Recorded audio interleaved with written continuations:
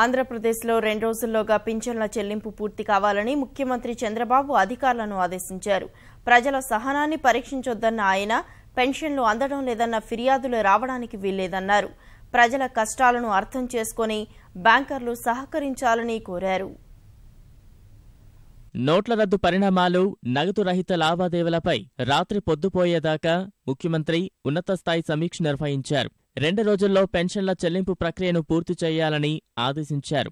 ఈ నెల 9, 10 తేదీల్లో రాష్ట్రానికి రిజర్వ్ బ్యాంక్ 1448.40 కోట్లు పంపించిందని ముఖ్యమంత్రి తెలిపారు. ఇందులో 1220 కోట్లు 2000 రూపాయల నోట్లని, 55 కోట్లు 500 రూపాయల నోట్లు ఉన్నాయన్నారు. మిగిలినది 100, 50, 20, 10 కరెన్సీ ఉందని, ఈ డబ్బులతో రాష్ట్రంలో నోట్ల కష్టాలు చాలా వరకు తీరతాయని అభిప్రాయపడ్డారు. ప్రజలు ఎలా కష్టాలు పడుతున్నారో బ్యాంకు ఉన్నతాధికారులు తెలుసుకోవాలని సీఎం కోరారు. రిజర్వ్ బ్యాంకు గవర్నర్ ఉర్జిత్ పటేల్తో ఫోన్లో మాట్లాడిన సీఎం ప్రజల్లో సహనం నశించే పరిస్థితికి తీసుకురావద్దని సూచించారు. నగదు పంపిణీని త్వరగా చక్కబరచాలని కోరారు. ఖాతాదారులకు బ్యాంకులు ఇస్తున్న నగదు పరిమితిని క్రమంగా పెంచాలని కోరారు. నగదు రహిత లావాదేవీలపై కమిషన్లు తగ్గించుకోవాలని, అలాగైతేనే ప్రజలు నగదు రహిత లావాదేవీల వైపు మళ్లుతారని అభిప్రాయపడ్డారు.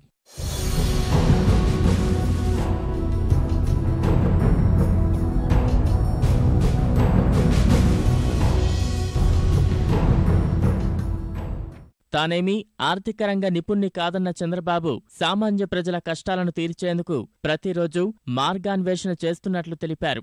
చౌక దుకాణాల్లో రూపే, ఈపోస్ యంత్రాల ద్వారా నగదు రహిత విక్రయాలు జరుగుతున్న అంశాన్ని గుర్తు చేస్తూ వీలైనన్ని ఎక్కువ స్వైపింగ్ మిషన్లు తీసుకువచ్చి పరిస్థితిని చక్కదిద్దాలని అధికారులను కోరారు.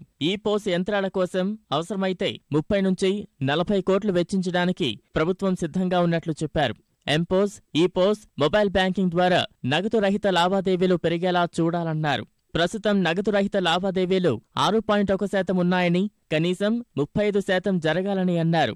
మొబైల్ లావాదేవీలను 10%, డెబిట్ కార్డుల లావాదేవీలను 15% పెంచాలన్నారు.